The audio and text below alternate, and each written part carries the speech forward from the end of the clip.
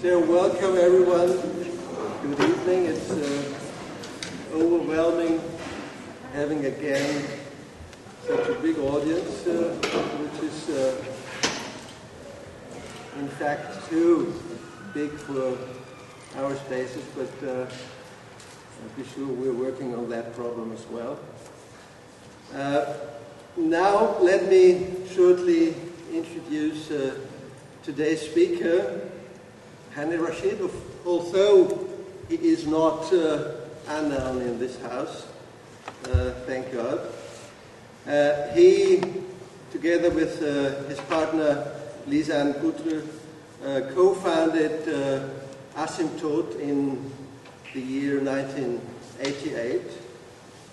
He taught at many of the most important architectural schools all over the world, among them Columbia University Graduate School of Architecture and Planning, the Royal Danish Academy in Copenhagen, SCIARC, the Graduate School of Design at Harvard University, Städelschule in Frankfurt, and right now in Princeton.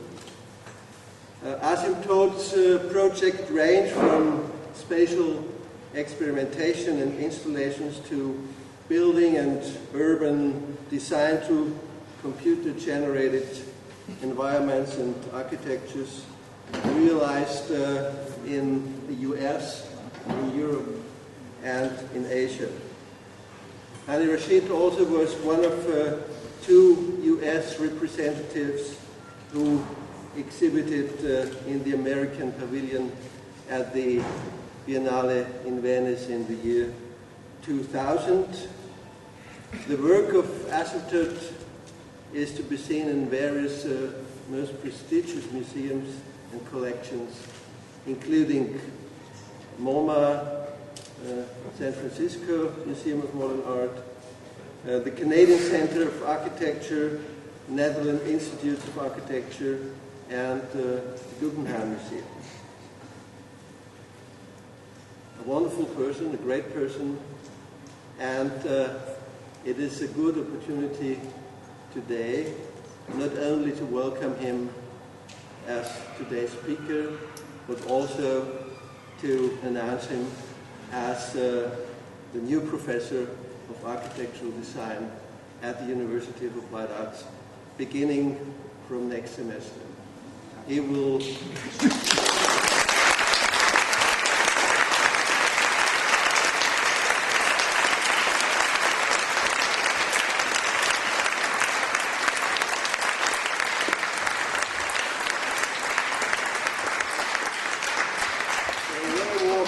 welcome, Hani, at least for the next 3 years, following Wolf Briggs as head of the Studios 3 of Architectural Design, which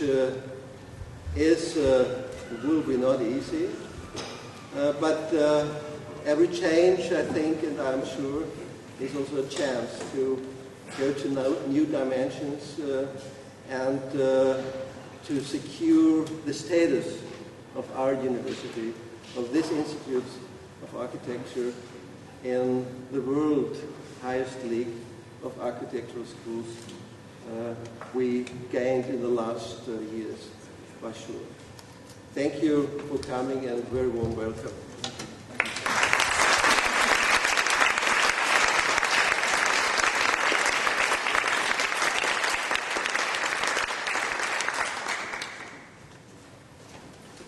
One additional thing I have to say, and it's a pleasure for me to say, Wolf Briggs will retire this summer as head of the architectural design studio at our Institute of Architecture. This would be a good opportunity to talk about his merits, about what he contributed to that what our institute now is, about what he contributed, and it's not the least what he contributed to our situation we have worldwide.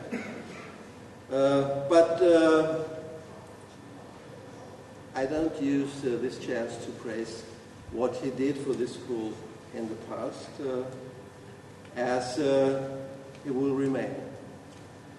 He will remain not only as a thesis advisor in our doctoral program.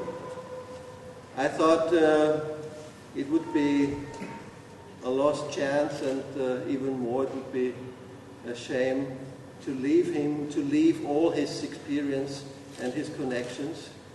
And so I had some talks with him in the last weeks, and we agreed that he is ready to serve as head of the institute, as dean, as non-teaching dean, 2 more years at the Institute of Architecture, a situation which will be new for this school, a situation which will give this school the ability to use the exceptional position of wood bricks in the world of architecture, not only locally but worldwide. And I'm happy to announce that he will be the next the existing and the next head of the Institute of Architecture at the school for the next 2 years. Thank you, Wolf.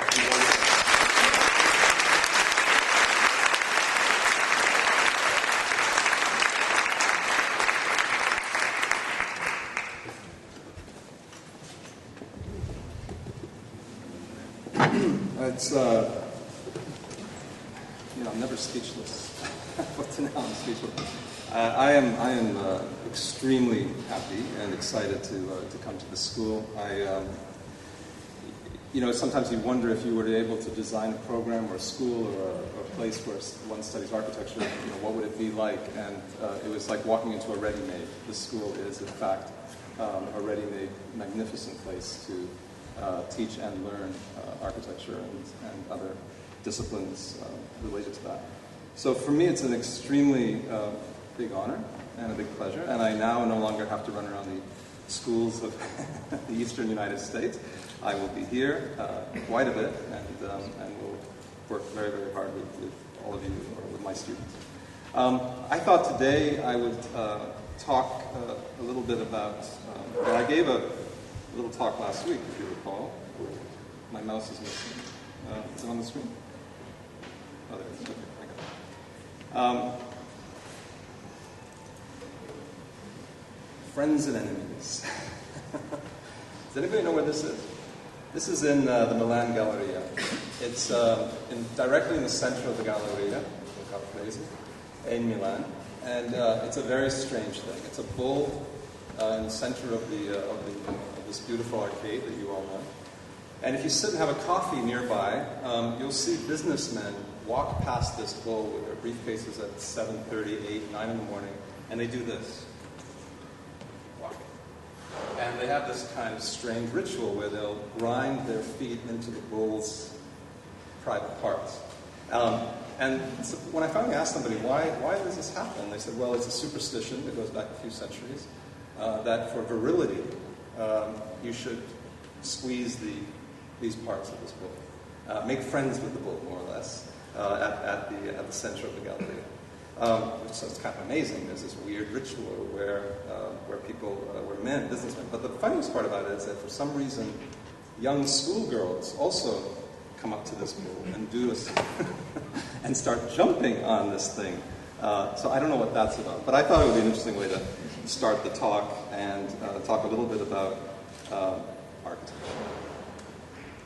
I called this talk circuit training, and partially because I was trying to think of, as architects, what is it we do, and why do we do it, and how do we do it, in terms of what's different about our discipline and other disciplines, but also what's similar with other disciplines. And I think that, in a strange way, both teaching and working and practicing and thinking as an architect is a constant type of circuit training. We are constantly going back and forth into concepts, ideas, conceptual thinking, then we come out of that, we actually then run the circuit, we go back, we train again.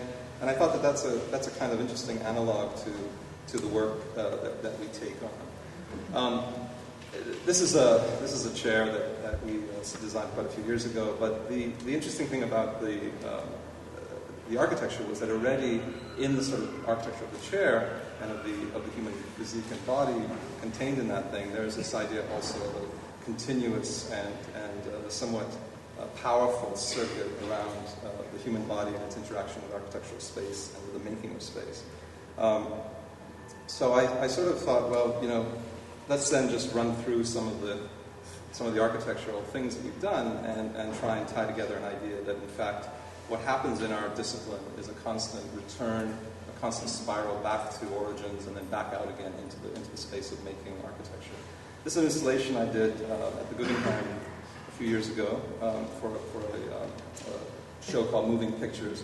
And it was an interesting commission. They had asked us to design the interior of Frank Lloyd Wright's Guggenheim.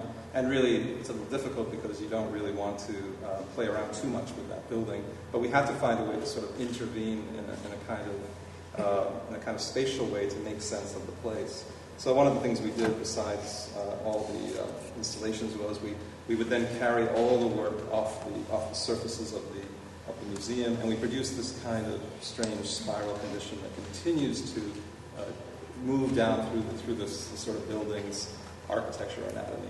And the thinking was that in many ways, I think some theories there are many building theories about this building, but one of the ones that I always thought was interesting was the one that in fact it's a kind of a screw being sort of put into Manhattan near Central Park, and it was Frank Lloyd Wright's kind of attempt to really sort of produce a kind of infinite circuit of viewing art, but really to sort of embed this thing into the city fabric. And so we continued that, and we found when we built this very innocuous little thing that it became in a way a place for people to sit. It became a place for people to engage with their bodies, the spiral of the Guggenheim. And in fact, it was one of the first times that a lot of people, I don't know if you see in this picture, but people started lying down and they would sort of hang out here. But it wasn't so much about the architecture that we were producing. It wasn't so much about the architecture that Frank Lloyd Wright had produced that we were working within. It was this idea that architecture, from our point of view, becomes a kind of a symbiotic, has a symbiotic relation to the existing spatial condition, and one then engages in a kind of spatial transfer or spatial situation, and is not necessarily only looking at form or plasticity or even at just mathematical logic, but is actually engaged in some kind of a choreographed situation. Also in the intervention, and again, this really is about a sort of a kind of caressing, if you will, of the building. It was not so much to destroy the building. This is, in many ways, many architects might consider this a kind of anti-architecture, because it was really a matter of just coming in and being very, very sort of subtle and careful. So we added these galleries on the top floor for video art, because there's no way you can show video art in this building in a sane way. And this was really just a matter, again, folding the geometry, producing these kind of acoustically controlled environments, picking up on the vents and actually using them to produce these little air vents for the rooms.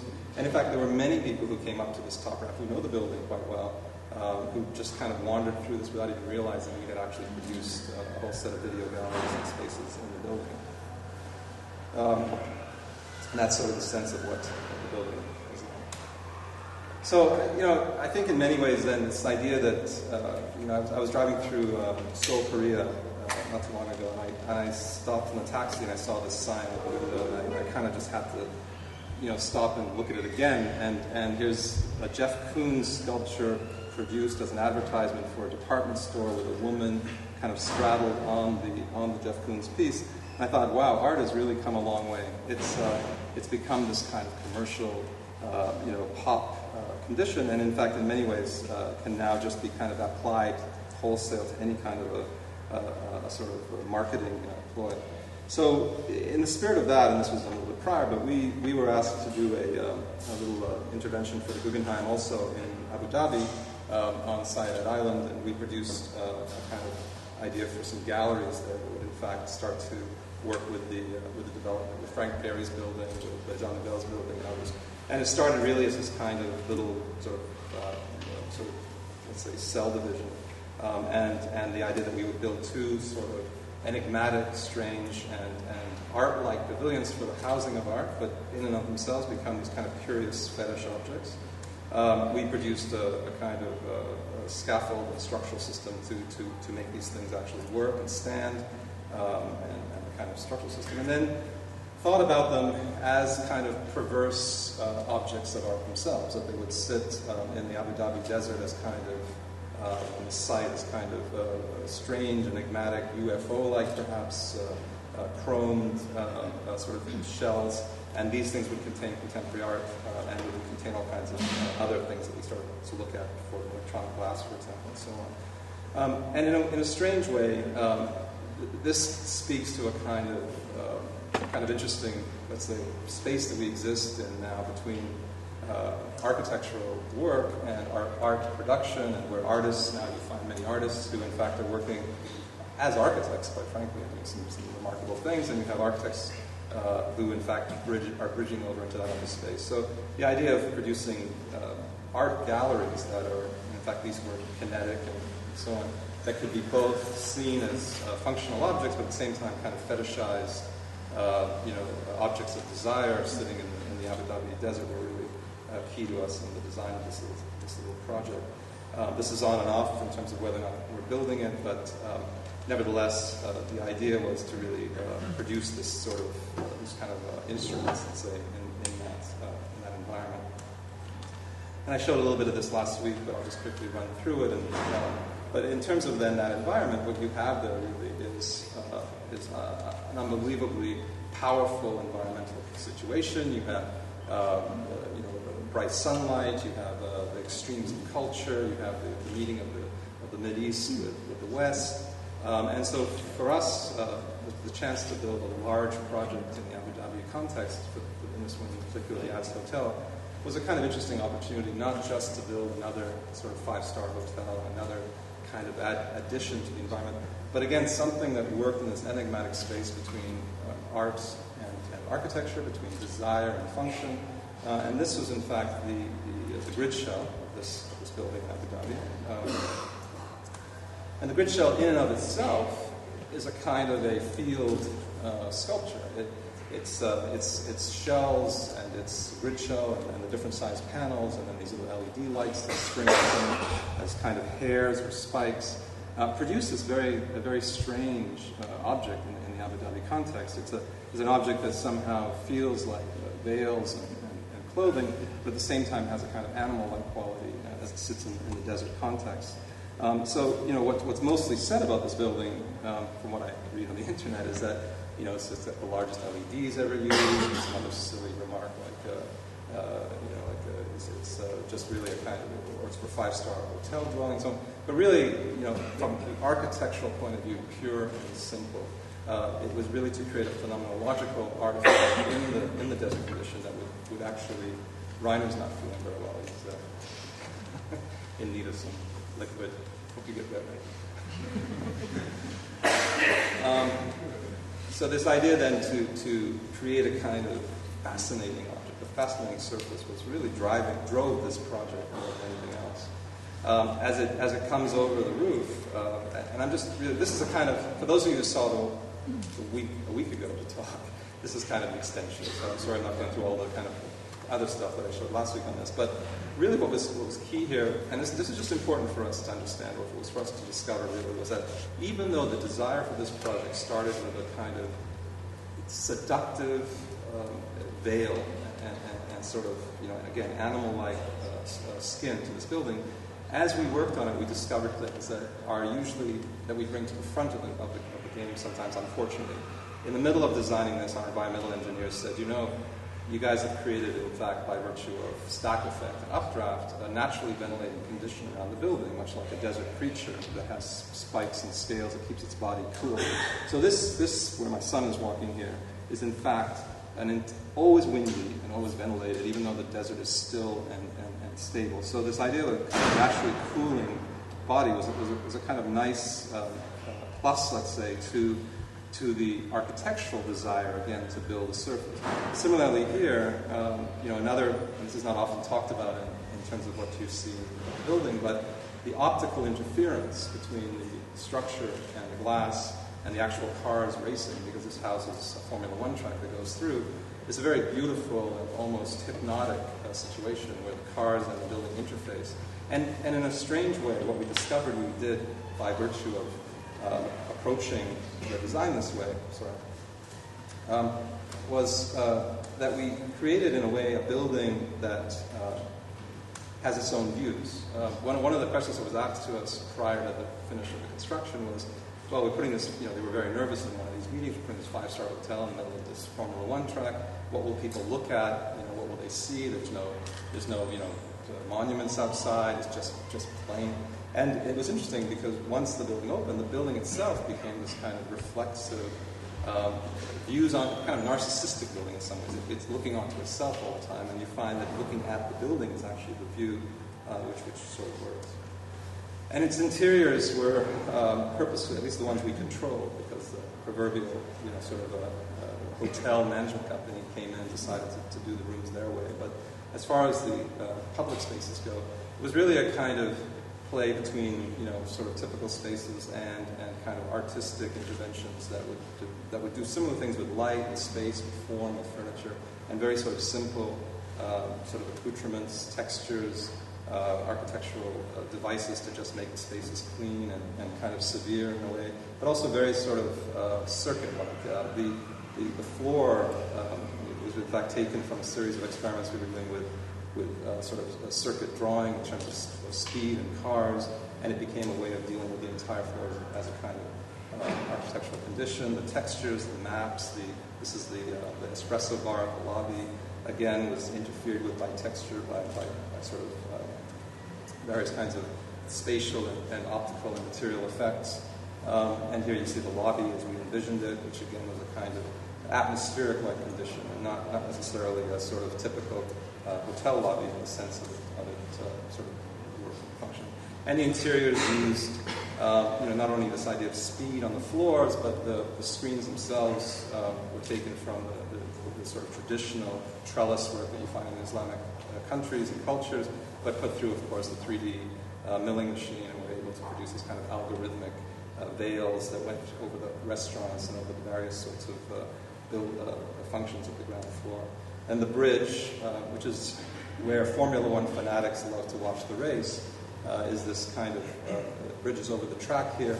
And from this one location that's separated by about 5 meters, 4 meters at the center, you can view cars decelerating off of one turn, accelerating off another. So it becomes a very sort of interesting and intense place for people to actually visit. So here you see the bridge, you see the sort of the lace-like structure that covers the building. The buildings, in fact, 2 buildings that are bridged over the track, and one side goes into a marina, one side stays on the ground.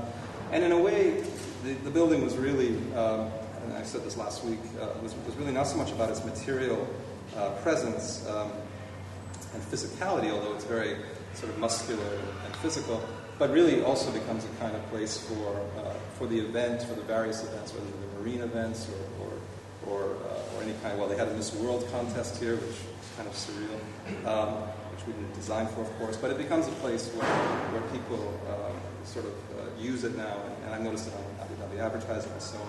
Here you see some more shots, and really here then you see this space where the building itself becomes part of the view. The building plays a kind of again a kind of sensual game with the landscape, with the territory which it occupies. And maneuvers really around as a kind of body suit around the building, around the physical building.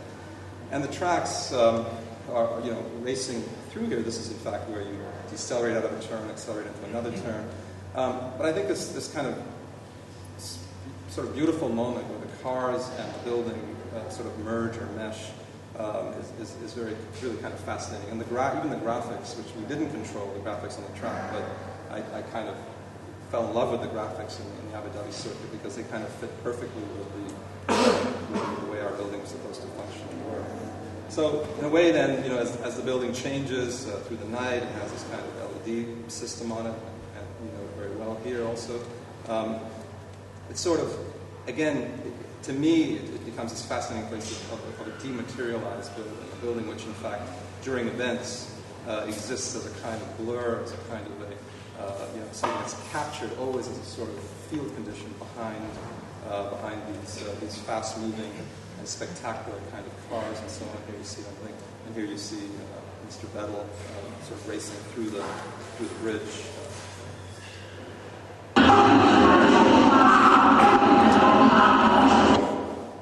Sorry. Oh, there's a bunch. This is, let me just go back there. A few years ago, just to switch gears a little bit, I'm not going to switch sort of out of this kind of, let's say, curiously, and I consider the Azratel small, I know it sounds strange, but it's kind of curiously small, fetishized objects into larger issues and projects, which to me are more and more interesting these days and becoming more and more our kind of, let's say, focus, which is urbanism in cities. And new cities, new sort of ideas about how we build cities, how we can build cities from scratch, how we build cities in the past, how do we interpret cities. And this is a piece I did at Documenta a few years ago, I think in 04, 06. And I don't know if any of you saw this, but as you walked into the Documenta space, the first thing you would see would be this, can't get this thing to run right. The first thing you would see on the floor would be this map. And this video map. And what we did was we actually took all the skyscrapers from Hong Kong, Tokyo, New York City, and a few other cities, and mapped them into a very primitive, as you can tell, those of you who know computer animation sort of developments, a very primitive animation system where we could actually run them as a kind of scroll over an object that was a kind of metamorphed automobile body, really. And then see if we could, in fact, make this object read the city as a kind of digital data. The idea was to understand city space, not so much as we traditionally understood it, but more kind of taking off from Yona Friedman and Constant, and produce a kind of space that, in fact, is reading the city in terms of its digital data, its phenomenological situation, and its reality as a kind of place of circumstance and so on. So this is the video of the installation when you walked in, and now I have no volume. Oh, it's me. So when you walked into space, the first thing you saw was this. This was in Kassel. You saw the kind of physical body of let's say, this kind of morphed automobile, and then the cities would start to run on the surface. The soundtrack. The soundtrack was derived from getting conversations in elevators from friends around the world in these cities, and just wanting to understand what the sonic data was of these places. And then we attributed each voice to a skyscraper, and then ran this like a kind of an optical reading machine, so that when you walked into space, you actually heard a kind of Cagean, symphony. Please cooperate. Okay. A kind of Cagean symphony, which was really a kind of makeup of these. So you'd hear, sort of strange noises that actually equated whether you were looking at Hong Kong, you heard a kind of Hong Kong symphony, which was the one you just heard. And so along those lines, we had a project to do a few years ago, not that long ago now, about a year and a half ago, for a very, very big development project in Korea. And it's one of these mega development projects in Seoul called Yongsan. And the very first kind of, and I was talking to Rainer about this today at lunch, and it's another lecture which I'm going to try and formulate, but the very first thing that the sketches that were done for this project, and I've only noticed this lately because we have all of the sketches that I've done kind of cataloged now in the office, and they've changed dramatically over the years. In fact, there was a time when sketching stopped entirely, which was around the late 90s and into the early 2000s, because it all became computer-driven right off the bat. Everything was driven right into the computer. And then sketching sort of slowly started to come back into the work of our studio. But the sketching changed. It became more notational systems for, almost like musical scores for computer instruction, as opposed to actual formal sketches or buildings. And these were the first sketches that were sent through to start working on the master plan, which was really just a series of strange scrolls, both in plan and in elevation, to try and produce splines which could eventually become sort of formally manifest or model into actual buildings and master plans and so on. And as we sort of went through and I showed these because of this discussion I was having today at lunch, but the idea that the building design comes from these kind of notational drawings, which are really already thinking about the software we're using, whether it's Maya, Rhino, Grasshopper, whatever. At this time, it's Maya and Rhino, to kind of imply how we want the master plan to go, what it is we're looking for. And out of those sketches, then the modeling starts, of course. And the first buildings we produced for the site were these buildings, and a couple of you here maybe who worked on them. And they were really just kind of an attempt, and you have to understand, the competition here we were up against, for us it was a little bit surreal. We were up against SOM and Witherspoon and Jurdy, these kind of big firms. And we knew that they were all going to do typical corporate stuff, and we had to sort of compete on those terms to win this thing. So we went in and started to work on binary coded buildings. And as we progressed through the project, we developed also a sort of super tower, 700-meter tower for the center of the site as part of the logic. And out of those sketches came this idea then of a bundling tower, a tower that, in fact, is three sorts of bundles that hold up a very, very slender tower, which you see here on the left. And that would reach up to the 700-meter mark, would contain offices, hotels, and all the various things that were part of this project, and the various cores and so on. And this actually became quite an interesting, exciting part of the project. It was interesting because, in fact, it became very viable. We were working with Fort and Tomasetti in New York, and it became very exciting when we started to move from a sort of notational sketch to a conceptual drawing to an actual tower design that really could, in fact, stand at that height, produce a kind of slender effect in the city, and be, in fact, built and manifest. And in fact, there was a lot of back and forth on this with the client as to whether or not we could build this tower. We're still working on it because the master plan was won by Daniel Libeskind, but we're always trying to push this one through because we thought it was kind of a strong component. But here you see the various views of that tower. And then, just to take you back a little bit, in the process, the development then of the master plan around this tower, but a little bit like, let's say, the Bottle in Space by Boccioni, the idea was to produce a kind of, again, a kind of circuit, and a kind of circuit that would revolve around the central tower, produce a field condition in 3 dimensions as a master planning scenario and as a way to control the geometry and control the master plan. And so this is what we sort of came up with. We had developed plans like this for the various buildings and landscapes, the groundwork, which in a way was a kind of circuit board that started with the drawings, and then sort of studying the tower in that place and the structural system that it could contain. And then this sort of vision for Korea, for Seoul, manifest as a kind of a full development of more or less standard towers, but all working in a kind of field of twisted towers that in fact allow each other to produce very elegant objects. This project in Busan, Korea has just started again. The client actually, this project was one of the projects that caused a giant sucking noise in my office about 2 years ago when the recession hit, and as many projects kind of shut out the window, but all of a sudden our client in Busan has got us back on this. And the nice thing about it is that it went from these visions for the original tower through a number of, and I'll show a few of them, a number of sort of permutations and became more and more sort of, gravitated towards being a single tower, which is what, of course, every client wants a single tower that gets very fat at the top, so they have lots of real estate at the top. But we really were determined to produce this kind of triad slender tower in Busan. And now, all of a sudden, there's kind of an interest for it. So this is, the kind of bundling component, how this tower emerged, how it started. It went from that and eventually became 3 prongs. And then the idea to bundle it and bind it was very important, is how we could actually contain the core of it and get it to, in fact, go up to 680 meters in Busan.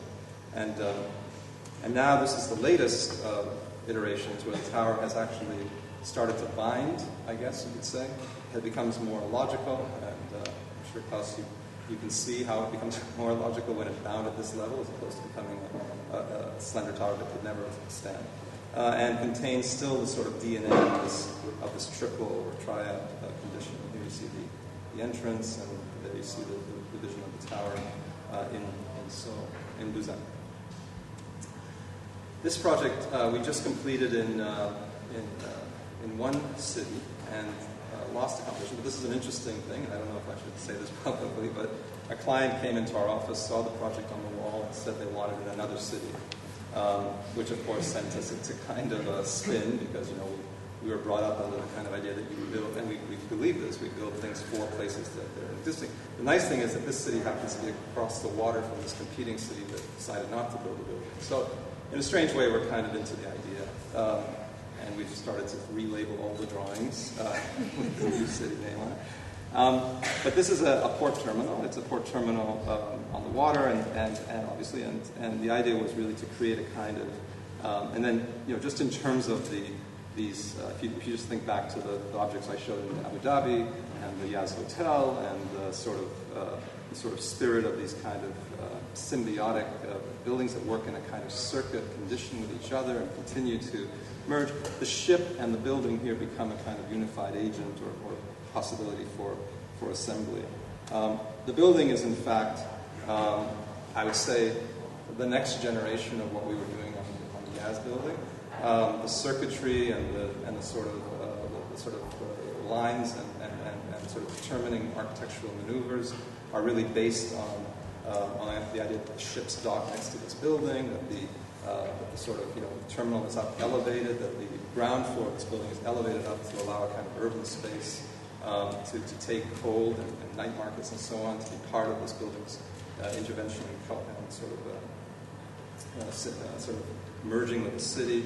And with our engineers, we worked on, and there's a lot of this going on these days, these kind of perforated conditions, but in this case we produced a system that in fact contains a series of bird-like kites up above, and they actually adjust according to the light by virtue of a computer-aided program, and they'll actually fold and change to do different things in terms of light, of heat and light abatement and control, but produce really, and this is back to this idea of the grid shell set, it's a nice functional thing, but at the end of the day, it's really a kind of very beautiful sky that we were able to potentially build here in this terminal that will be under a constant state of sort of animation and change. Here are some shots into the study models of the building. It's kind of, again, understanding how it will work as a sort of luminous object and how it becomes a sort of gateway to the city. How the towers become lit and part of the environment and frame the building itself, and the sort of action or quality of the architecture as we continue to evolve. You see various little spaces and so on. And here you see the sort of building's relation to the city by day, by night. In fact, it's probably the animations here. I guess the sound is going to come up. Here we go. So just I'll just run this while we. Sorry, I was going to edit this part out. Get it out of time. But effectively, the terminal is really, in many ways, a kind of play on atmosphere and on the water and on the edge and on the ship. Here you see sort of opening shot on this very dramatic. You want to hear the last music. It gets everybody very emotional. But here's the sort of surface that has a kind of wave-like, ocean-like, infinite quality to it. And then the gangway bridge and the relation of the bridge to the ships, the undercarriage of the building, the way the roof, in fact, will come out and sort of meet the gangways that will kind of inject into the side of the building. The ground urban space that in fact bridges the city space with the water on one side, and the next shot is the interior gangway space itself, the actual artificial or let's say augmented sky of the building. This is the public floor at the top, and the kind of light play that occurs through there.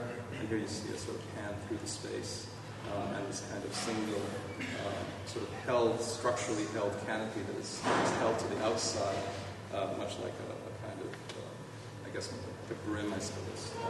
And here you see the various sorts of levels of floors, the elevators that connect the different levels through the departure and arrival halls, and so on. So you get the idea. It's a kind of a building that, in fact, is in constant spatial play and dialogue with both the city and the actual ships and what takes place here. And I think it's very important, in a way, much like the hotel in Abu Dhabi, that the building gains a kind of presence and a kind of power by virtue of marrying both the urbanism and the function that has to take place, and it becomes a sort of a place of wonder and a place of sort of magic in many ways for the city. Okay, and the last project I want to show is one we're now we just got the go-ahead to start construction in Holland. And I want to show this, I actually a little bit about this last week. This man is our client. He's 99 years old next September. He is a patron of the arts. He was friends with Winston Churchill. He did the Indonesian-Dutch treaty. Very, very important guy in the Dutch context. And he commissioned us to design a special building for him. And I'm just going to run the video here of him talking about, in the spirit of friends and enemies, and as a kind of reality check also about how important friends are, and how important it is to know who their enemies are, I guess, is this man, Peter Sanders, talking about the close relationship he had. Working with fast. Yeah. Sort of, and the small one was what I've been there. So the big one, I see it. How did you meet Carol Apple? Huh? How did you meet Apple? How did he meet him? How did they meet? In Amsterdam. Wanneer je hem ontmoet hebt. Oh, maar dat was mooi in Amsterdam, 37. 1937. Wow. Before Coppola. Yeah, before the world. Before the Coppola. The Coppola was shortly after the war. Yeah. Immediately after the war. Apple stole his paint. For he had no money to buy his paintings. Yeah. And Peter has paid his first productions. And that's a lifetime friendship. Oh, that was a present for him. So many presents for him upstairs too, but also. So what he's talking about is his relationship to Carol Apple and the Cobra Group, and how in 1937 he bailed him out of jail for stealing his paints all the time to become a painter, and how they became lifelong friends. I was touched by this commission. It's sort of something that I want to show right now, just in that what Peter, Mr. Sanders, had asked for was a crematorium in Schiedam, near Rotterdam. And the idea really is that he wants to gift this building to the city of Schiedam. We presented it last week to the mayor's office, to the various officials. It seems to be getting some mileage now in terms of going ahead. And it's really an interesting project because in Peter's infinite sort of wisdom and amazing sort of generosity, he doesn't see it necessarily as a crematorium for any particular sort of religion or even for himself necessarily, but rather as a place for multi-denominational. There are actually 12 religions that more or less, and maybe more, that share this part of Schiedam or this neighborhood. And so the idea is that the building is a kind of a place where people can go to commemorate the loss of a loved one, or do other things, performance art, and so on here, in terms of the building, and that it would function for all the various religions. So for us, it was kind of a key thing to come up with a scheme or a project that would really speak to each particular culture, and then each particular culture would find within the building a sort of let's say a kind of importance for their own sets of beliefs. So it couldn't become a church, it couldn't be a mosque, it couldn't be a synagogue, it couldn't be a temple, Buddhist temple. It had to really be kind of across the board. So in the original sketches and ideas of this sort of, and again a kind of circuit that the building was started out as becoming, it quickly became apparent to us that we had to find a way to, in fact, impregnate the building with this character of cultures and of life. And so the various, what you see here then, are the various halls, which became sort of tattooed at first and then eventually penetrated with drawings that we started by putting together various sort of windows and mathematical, let's say, designs from various religions into a single perforation pattern that would actually allow for the building to sort of have that kind of meaning. The halls and the way it's planned is so that they could have various funerals and situations taking place at the same time.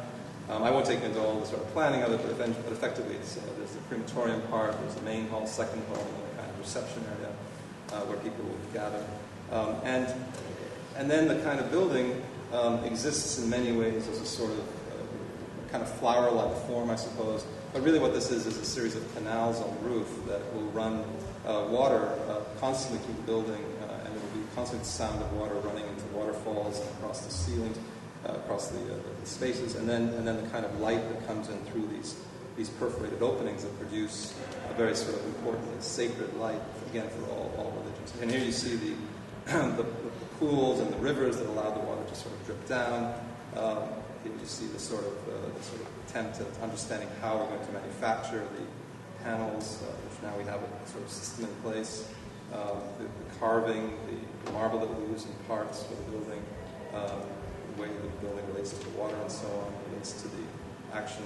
But eventually, this is the last slide, eventually then the idea to produce a kind of beautiful, somewhat enigmatic, somewhat powerful architectural statement within a spirit of a person like that who makes it a very, very important sort of work, not only in the art historical context, but you realize how his friendship to life, and I think key to him being, besides what he ate, which I used to watch, every time I'm in a meeting I just say, what do you eat?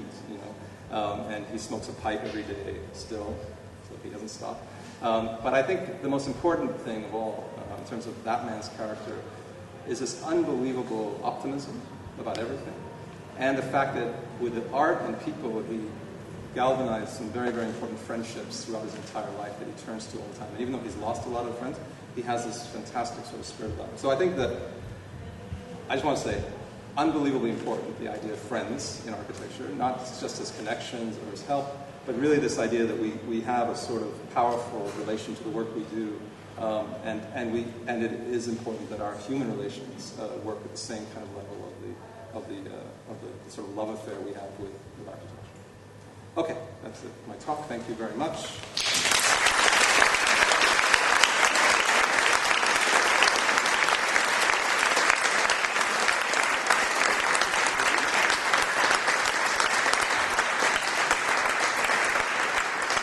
Nerve-wracking talks I ever give. I give so many talks, and then all of a sudden I'm sitting here with nerves. Very strange. But nice to be here.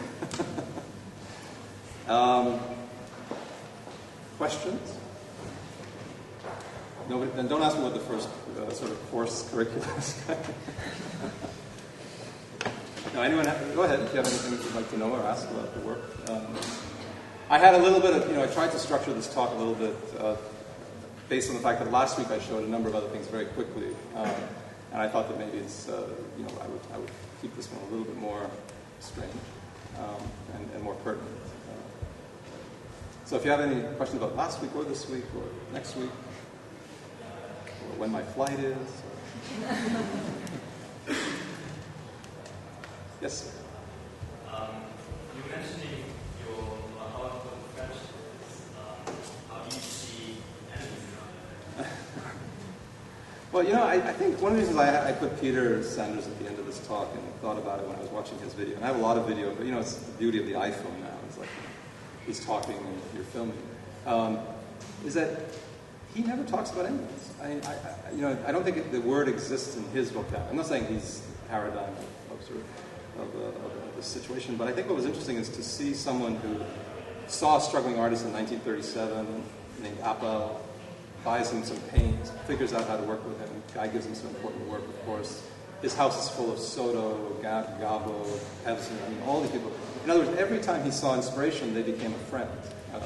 And I actually asked him once, is there anyone that you didn't like? And he has like a story, maybe about some anecdote about someone, but I think the fact is that he doesn't, in his collective memory, doesn't collect, sort of will allow enemies to not be part of the collective memory, which I think is kind of important. I mean, we come across people all the time who are against us or And there are, okay, I had a cynical talk too. I had all the slides of the competing firms for Yongsan ready to go. I just pulled them. You saw me in here earlier pulling slides. The last minute, I thought, I don't think I need to show John Jurdy and Daniel Libeskind and SOM's work to prove a point about friends and enemies. I think it's just, the fact is that maybe they just don't exist. It's just they exist, of course, the kind of corporate firms that one would imagine are kind of against a firm like ours or in these kind of competitions. But I don't think the word enemy applies necessarily, and I don't think I don't think one gets to go to the next project with a kind of sense of enthusiasm and drive and desire if you're constantly aware of those that are against you. It's better to look forward into those that you have affiliation with, I guess. Maybe more in the realm of idea which you're posing, idea that poses towards you. Oh, what the enemies in ideas are? Environmental sustainability, big enemy. I'm half joking on that. But I guess in terms of ideas, banality. Banality is an enemy. Conventionality is an enemy. Corporate culture in some ways, again, is a kind of enemy. But they're enemies in the sense that they're not enemies in the sense that you have to fight them. They're enemies in the sense of what you steer clear of. I think that's maybe another way of looking at it. I guess what I'm trying to say about the Sanders thing and about the work is that it's difficult to maintain in this discipline over years a kind of naive optimism. It's a really tough thing because you're being knocked down every 5 minutes by something. But I think that in many ways, if you can keep the optimistic side of that, have less of the naivete, you can move further and further into the field in a more and more compelling way, produce more and more beautiful work. I mean, I think that, and I don't know, maybe some of you like it and don't like it in terms of the hotel in Abu Dhabi, but I think the only way we could have produced that project was a kind of a real belief in trying to, under incredible constraints, by the way. I mean, it may look like we had unlimited budgets and kind of crazy clients. And it was exactly the opposite. The budget was strict. The clients are tough as hell out there. The people you work with are incredibly difficult. But what drove us all the time was the fact that we sort of only looked at the fact that there was a way somehow structurally, technologically, architecturally to produce something outside of those enemies of it becoming banal or it becoming another kind of, I mean, the box. In our discipline right now, and that's in the way why I took on the crematorium the way we did, the box is a kind of enemy. I mean, we've lost so many competitions in the past couple of years to horrendously boring boxes. And, you ask yourself, well, okay, maybe there's a problem with because what happens is it becomes an easy way to understand economy and building, and people kind of, juries, and particularly naive juries, will just say, oh, that's buildable, that isn't. They don't kind of understand. And I think that in many ways, the gravitational pull on Yaz was not towards a box necessarily, but towards a kind of two spheres or two domes. We had a lot of struggle to maintain 5,680 different size panel dimensions and produce an amorphic surface. And you all know this from the work we do in the schools. I mean, it's architecturally, you can model that, you can produce something beautiful, but then when you actually have to move within 14 months to get it constructed, and you go through all the hoops you go through, there are so many potential things that gnaw away at it. So in many ways, I think that, I mean, there are enemies and conceptual enemies that hover around you all the time. And sometimes I wear them on my shoulder when I'm in the design meetings. So on the other side is a conceptual angel, and I figure out, which one I should be listening to. Because sometimes you have to listen to this one. It's a pain in the ass, but to get projects through and do things. I don't know if I'm answering the question the way you'd like it to answer, but I think that's really the way I see the ability to continue to produce and be excited about the things you produce and to work and not let yourself get sort of eroded by the forces that are pretty strong in this profession.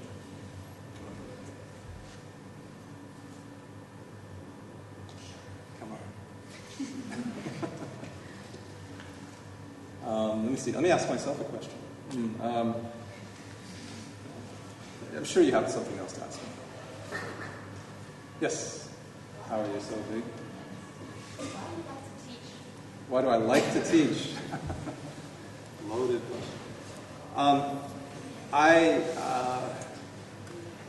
started out, the day I finished graduate school, I got a teaching position in Como, Italy. And I'll tell the story. Why not? Jeff's going to hate me for it. I'm going to tell the story. And I get flown to Italy. It's the first job. I'm 26 years old. And I end up walking into a studio in the Asilo Terrani, beautiful little building. And there's all these students sitting there looking at May lights. Remember those days? And they're like sitting around, and it's like 60, 80, 100 students. I don't know, it's incredible. And they're all sitting in the Asilo. And I looked around, I walked around, and I said, what's going on here? What am I supposed to do? And they said, well, you're the guy who's going to teach us, right? And I'm like, yeah, but where are your real teachers? Because I was actually just coming in to assist. And he goes, oh, you mean Libeskind? He's at the cafe with Peter Eisenman. And Jeff's over there too. And they're all hanging out. And they've been there, for the whole week. I'm like, so you don't have any teachers? They said, well, he signed on. And I realized politically that what I had to do was like go into high gear and sort of make up, because these guys were, I respected them all. And also they were friends, or beginning to be friends. And so I just started teaching like a maniac. And then I realized that it was kind of great. It's a little bit like, the equivalent in our discipline to what an athlete would have to go through in terms of physical and circuit training. It's a constant repeat and sort of the idea of exercises and drills and knowing your keys and all those things, all those different sort of analogies we use in other disciplines, whether it's studying music or studying athletics or philosophy for that matter. And I got into it and enjoyed it. And I think ever since then, I've always seen a very strong connection between teaching and work. Well, you worked in my office for 3 years? And I've always seen a really strong connection between the atelier and the atelier and the school as a kind of academic place, which is a kind of fake atelier. I mean, what's great about school is that you're in a sort of, you're in an artificially controlled atelier environment. Once you go out into the real world, it becomes a little bit more different. It's a little different. But I think I always tried to find a way to make the school more like a real office and the office like a real school. And try and get the things to merge together. And that's what it's an addiction. It's just part of it's like you ask somebody, why do they run? Or why do you, do something to keep your heart moving, right? That's teaching. It's really a kind of natural necessity in terms of making architecture. Besides, students always have the most radical and far-fetched ideas, which are, it's where, in fact, it's actually where the real research takes place is in the academies and schools, in the good ones. And that's where the edges get pushed and the envelopes get pushed. It's pretty hard to be pushing envelopes, at the office all the time. That's Jeff. Did he tell that story about Como? I'm going to kill him.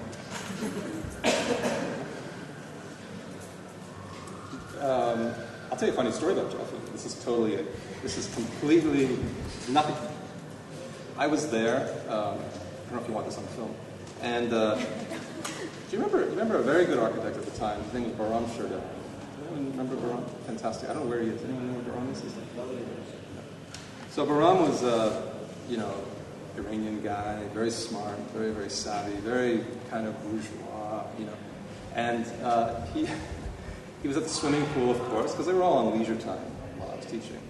And he lost his wallet at the pool in Como. So he comes back scrambling. He's freaking out because of all his credit cards, everything. And he comes scrambling, and I'm standing talking to Jeff Kipnis, and Bahram says, yeah, I lost my wallet. I'm in big trouble. I have no, I don't know what to do. Jeff goes to me. He says, you speak Italian, right? I said, yeah. He goes, you just repeat everything I say, and I will look after this whole thing. And off we go to the pool. And the first thing Jeff says in English is to the guy, I am with the FBI. And if you don't,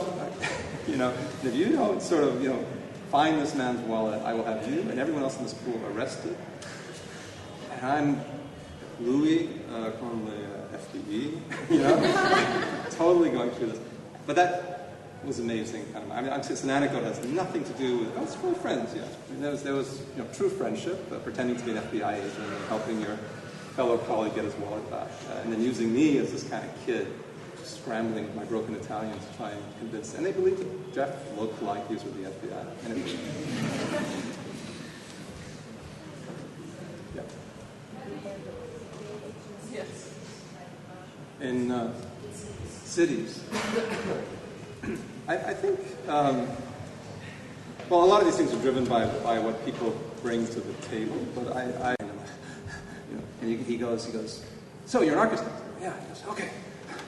So did you design cities? I said, well, yeah, I'm interested in cities. Me too. Waste management. What do you do about waste management? And I'm trying to like, you know, keep a pace here with the guy. I'm looking at my heart monitor going, I'm dead. I can't believe it's going this far.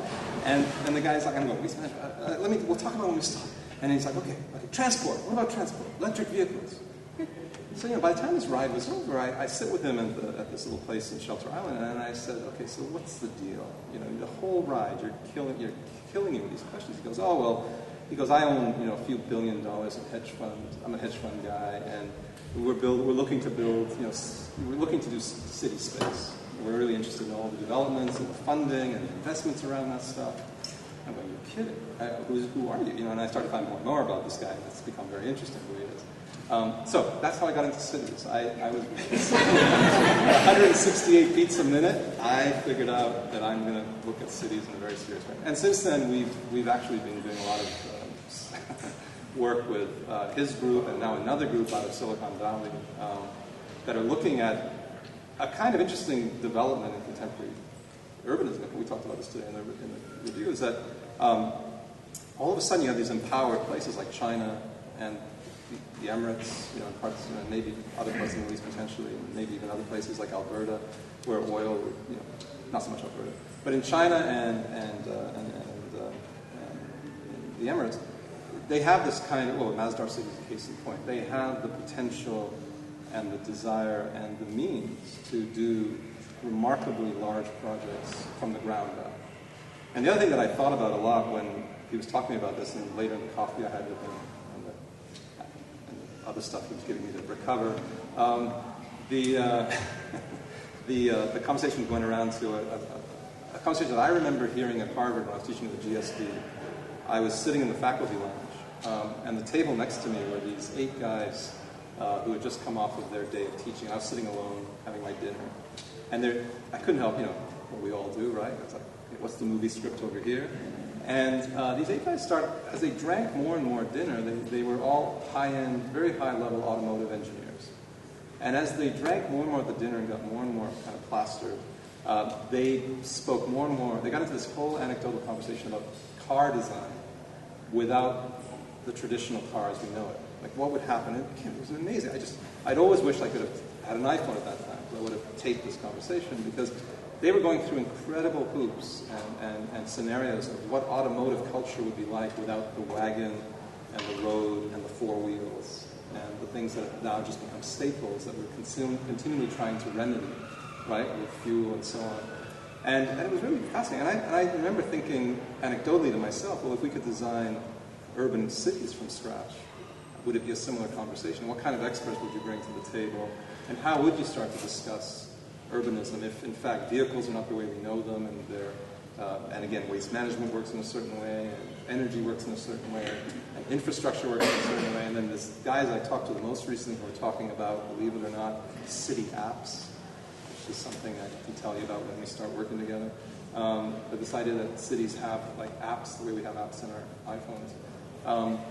It's a kind of a fascinating topic. And I think the other thing that got me interested was the fact that these tools we're using, these computer tools in design, have kind of reached their limit in many ways, as far as I'm concerned. Not reached their limit, but we're seeing the same thing repeated over and over in many ways in terms of design approach. Yes, nuances of better and worse. And there are 2 avenues which are critical now, I think, of computing that we're beginning to work towards and are into. And you have it here with the studios you already have running and had running with Wolf.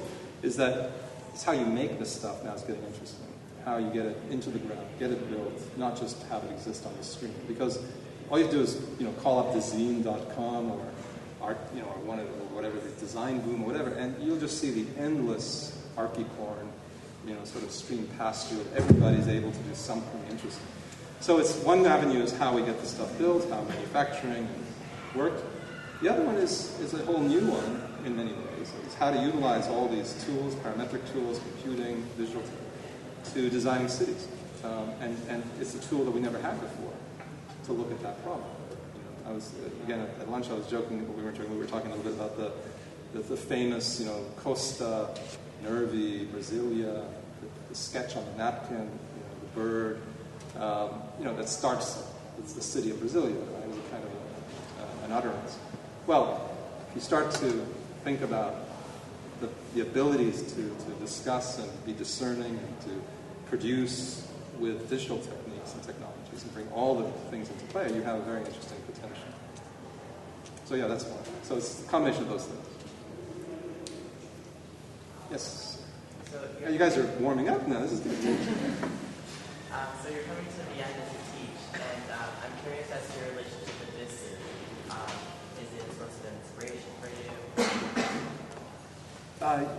Yeah, good one. I mean, one can't help but be inspired here. It's a pretty fantastic place architecturally. I mean, I came here as a student. I came here in undergrad, in grad school. I came here, many times at the school. I had friends who worked at Hans Hollein's office. I had ex-employees who worked at Walls. I have a long relationship with this place in that sense. But I think what I found was only yesterday was a new thing I found about Vienna, which is I'm staying in the Sofitel Hotel, and to be 15 floors up or in the Pippo Terrace, fantastic kind of dining, and John did a fantastic job. You see Vienna as a kind of as a kind of a hyper Google map. I am sitting this morning having breakfast with my iPad, doing the Google Maps satellite thing, and looking out the window at the city. And it's an amazing opportunity. I don't know if there's been buildings that high residentially, or where you could just sort of stay. So to see the city as a kind of 3D, this shows you how weird I am, as a high definition 3D image, which is real, and to be able to couple that with an augmented reality, to work with the iPad and quickly because I was trying to figure out where this place was from there, where I have to go here, where I have to run. So it's a new way of seeing the city that's kind of fascinating. So it's interesting to think about that in a city with such a remarkable history, but in terms of augmented reality and potential future. So yeah, it's kind of a fascinating place for that reason. You have such, it's a beautiful place. So yeah, look, I have never applied for a teaching job, okay? I got to let you know this. I never ever technically applied for a teaching job. This was the first teaching job I ever applied for. Because I really wanted it. It wasn't sort of like, hello, this is Bob Stern. Would you like to come to Yale? Hello, this is years ago Bernard Tschumi. No, this was more like, Wolf, what's going on? There's a position, and he's like, this is where I want to teach. So, because of the city, the place, the students, and it's going to be interesting. All right, so is that enough for today? Thank you very much.